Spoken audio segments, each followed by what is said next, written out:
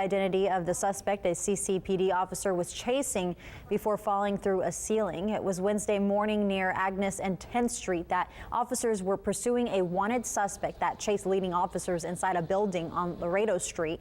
Police say an officer climbed a ladder as he was following the suspect and ended up falling.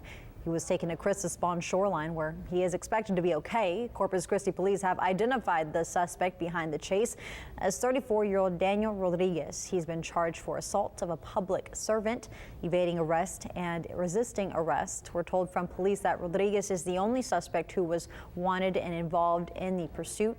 No word yet on what injuries that officer had sustained. The incident remains under investigation.